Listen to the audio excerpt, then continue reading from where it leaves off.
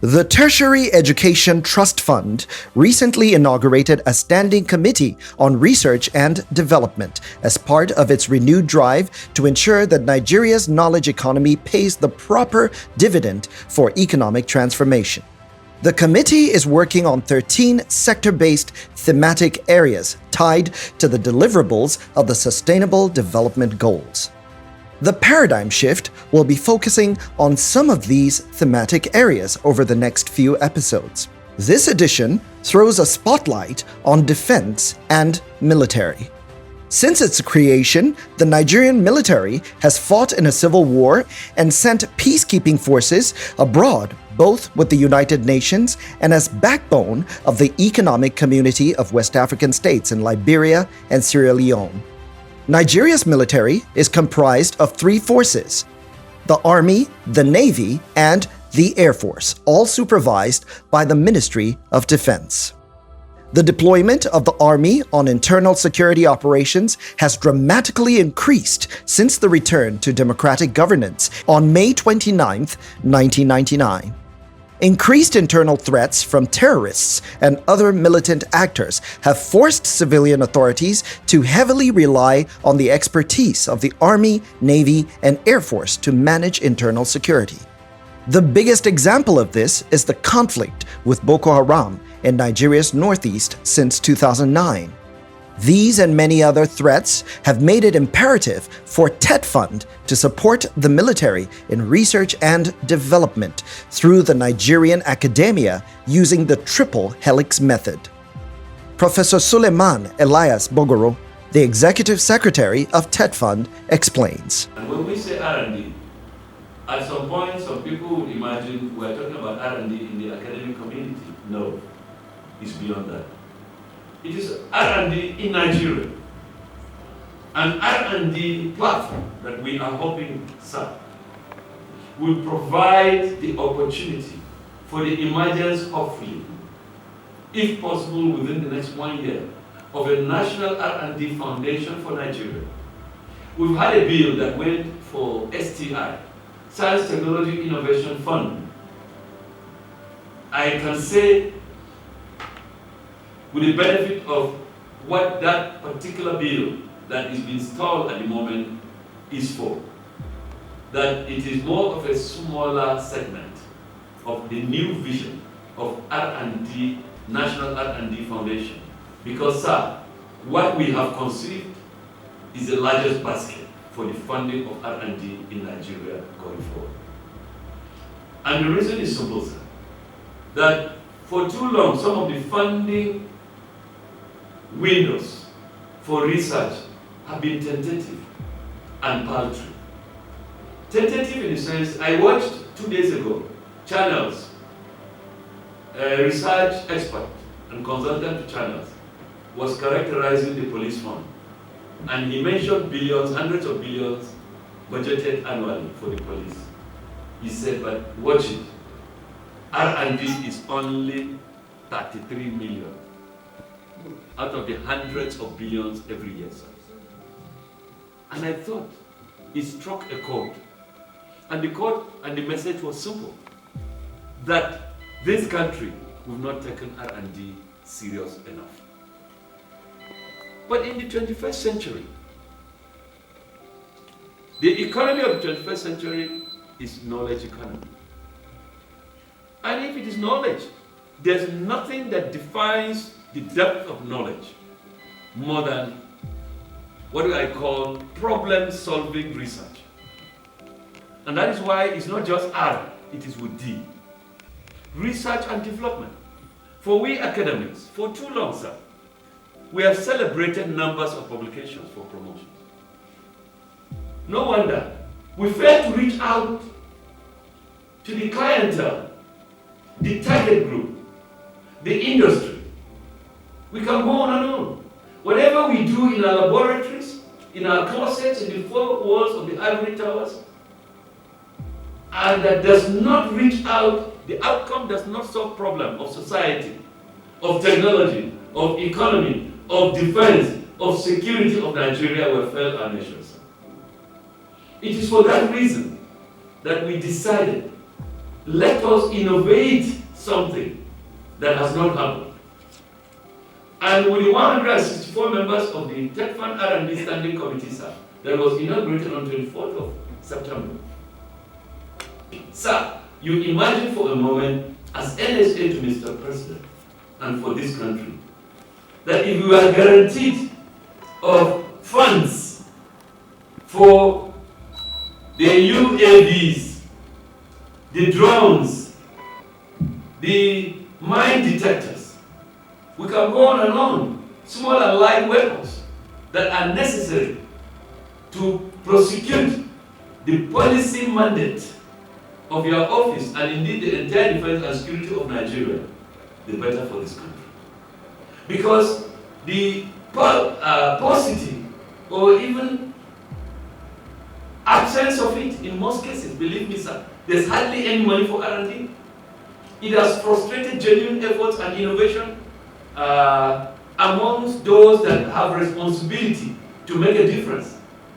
Today, in modern warfare, it is the soft touch technology devices that make the difference. Acts of terrorism and insecurity occur in parts of the country. Nigerians are really concerned about this ugly trend. Air Vice Marshal Jomo Onyemachi Osahon, the Director General of Defense Research and Development Bureau, is a member of TETFund Standing Committee on R&D. He speaks on how TETFund's paradigm shift will help get to the root causes of insecurity in Nigeria and proffer solutions. Well, I want to start by commending the initiative of the Executive Secretary of TETFund. That is by putting together this highly esteemed committee. And I think that this is the only way we can go as a nation towards attaining a sound economy that is knowledge-based. And looking at it, it cuts across all the sectors, because research and development is what you need to either improve on what you are doing or to discover a new way of doing something. Talking about the security challenges we've been facing for over 10 years, it is commonly said that the ability of a nation, to wage war or even to deter potential adversaries depends to a large extent that nation's capabilities in technology, that nation's capabilities in the area of technology, or in general terms, depends on the technological advancement of that nation.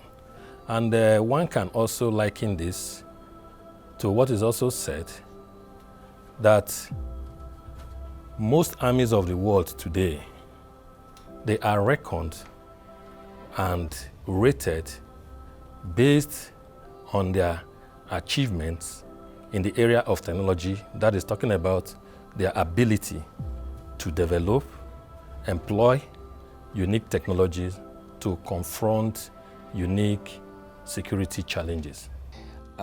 When I went to study at Sussex, I saw the first thing that caught my attention is there was a unit for Royal Navy in the university. And I asked myself, what is the Royal Navy doing here in the university? Later I realized that it's a center that was focusing on security, on peace, on winning the war without firing a shot, on intelligence. You understand? So, you have in this country a lot of professors that focus on, let's say, criminology, peace studies, security, defense, and so on and so forth. They are everywhere. But you only teach those as aspects as a course unit for undergraduate students or for postgraduate students. At the end of the day, nothing comes out of it that will really help the nation to address its security challenges. You may be surprised that in University of Maiduguri, where Boko Haram started, you hardly find any, even a working group in the university from among the professionals to say, let us analyze, let us study, let us focus on how to address the challenge of Boko Haram in Maiduguri. You hardly hear, today you have the soldiers doing it, fighting for the last how many years, but hardly they are supported with evidence-based strategies to win the war, as well as win the hearts and minds of, The challenges that confront us today, most of them are unique.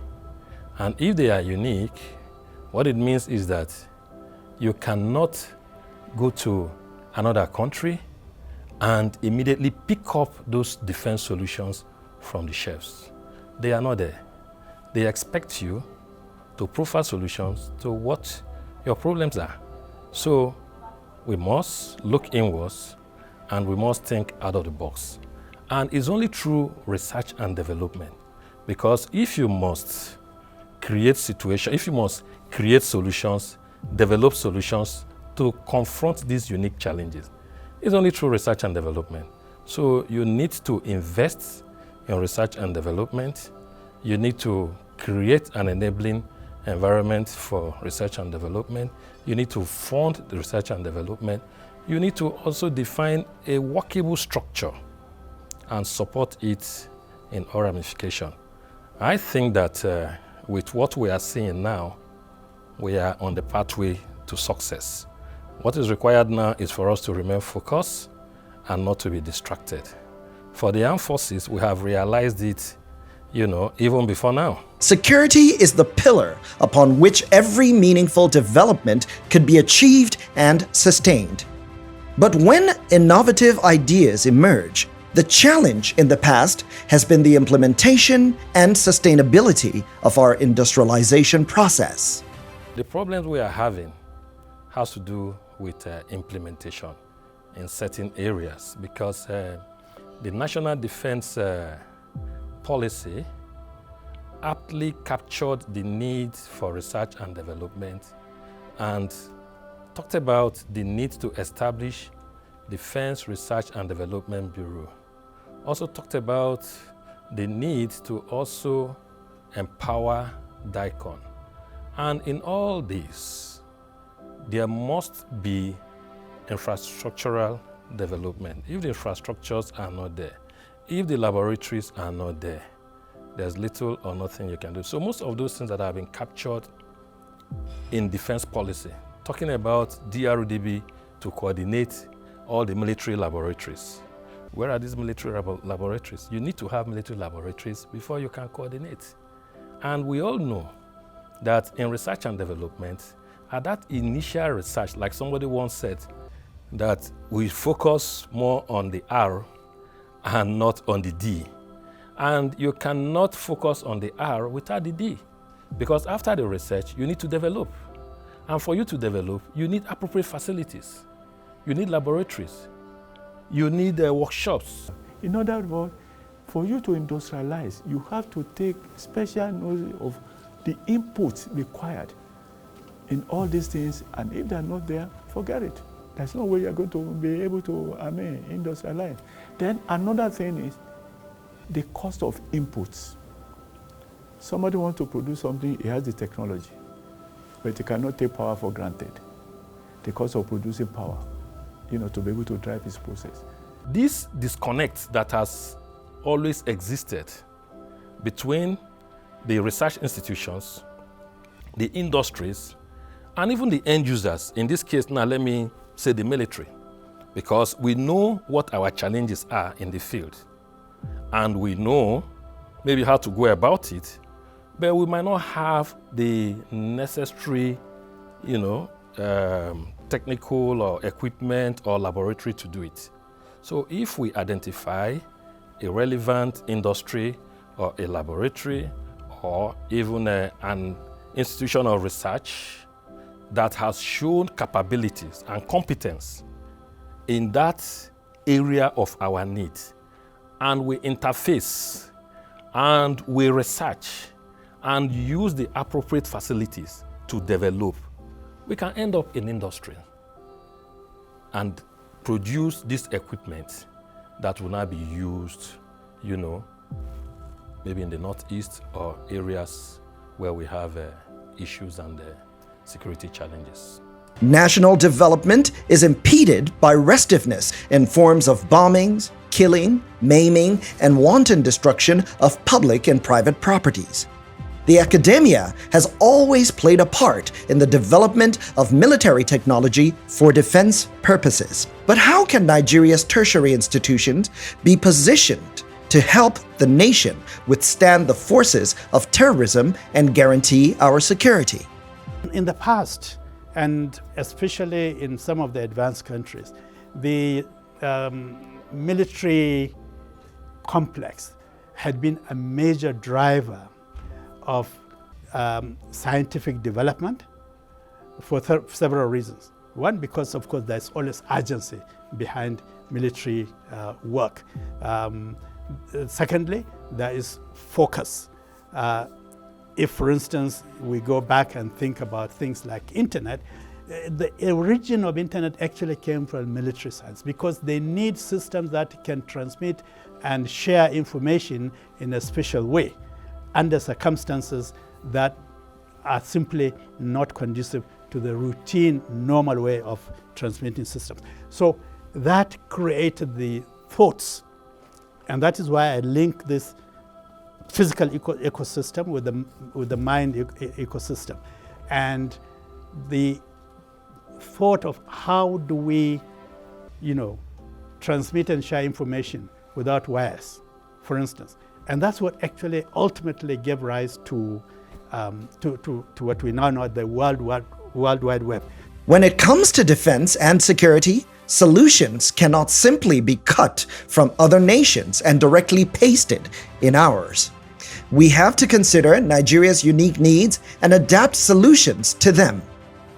Imagine a situation whereby you have like an ISR aircraft, intelligence, surveillance, reconnaissance. And this ISR aircraft is supposed to give you some information when it's overhead the enemy. And for certain reasons, when it's flying over the jungle, maybe the enemies now decide to take cover under the trees. So you have a situation whereby the camera cannot penetrate the foliage. And this is a situation that we had to overcome. And you go to the camera companies, they will tell you that they do not have cameras to address that situation. And you go around the world, you cannot buy the camera. So what are you supposed to do? Because unless you address this, and you can only address it through research and development, the companies do not have the solutions because they are not ready to invest so much resources into an area that they are not sure how much or how many the end users will require. And it's not a challenge that is common to most nations. So if this challenge is peculiar to you, you have the responsibility to start up and to initiate the effort of getting the solution. So in that case, what are we supposed to do? We have experts in the universities. We have industries. Bring them together, task them with this challenge. You can even empower universities, empower research groups in the universities, empower talented individuals, even if it's as a way of talent hunting competition. Assign them to do this.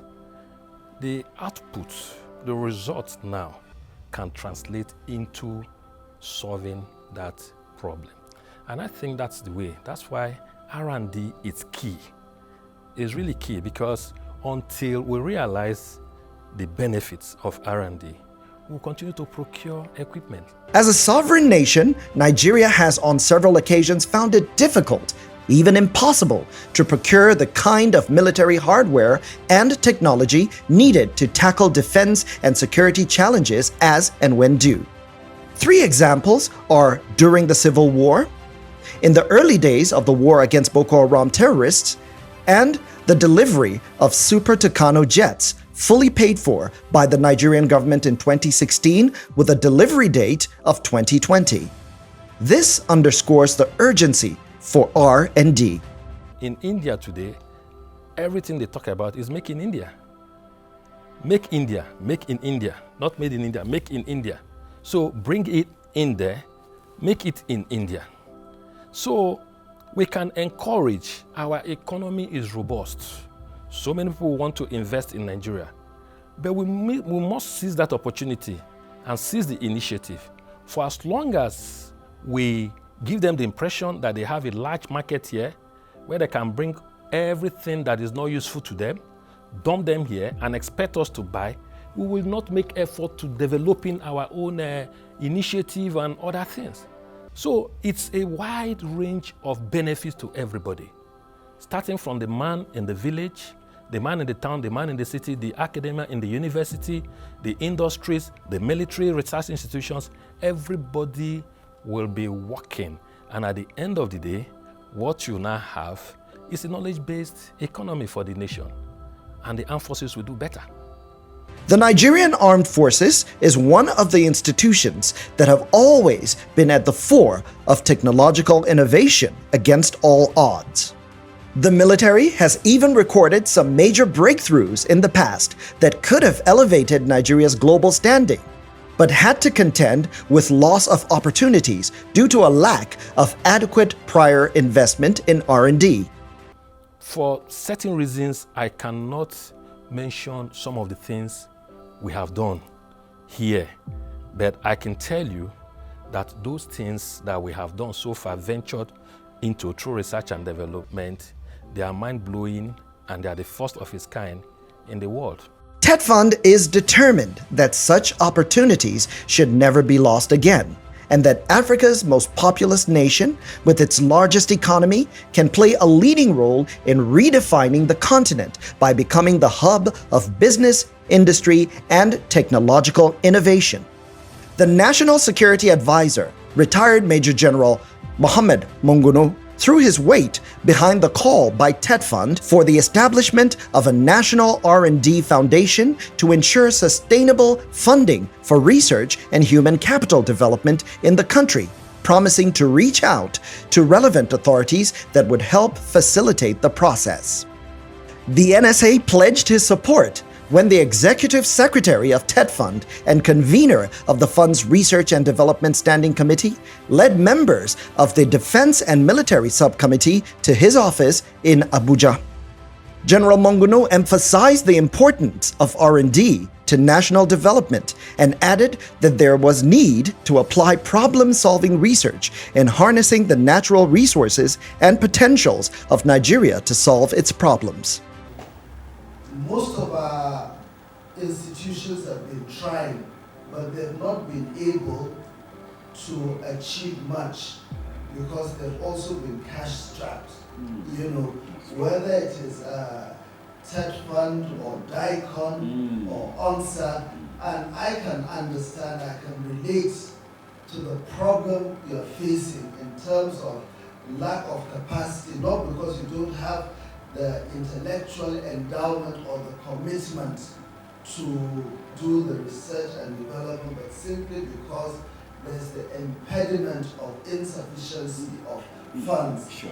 I, as the National Security Advisor, I want to commit myself to ensuring that your takeoff is assisted. Wow.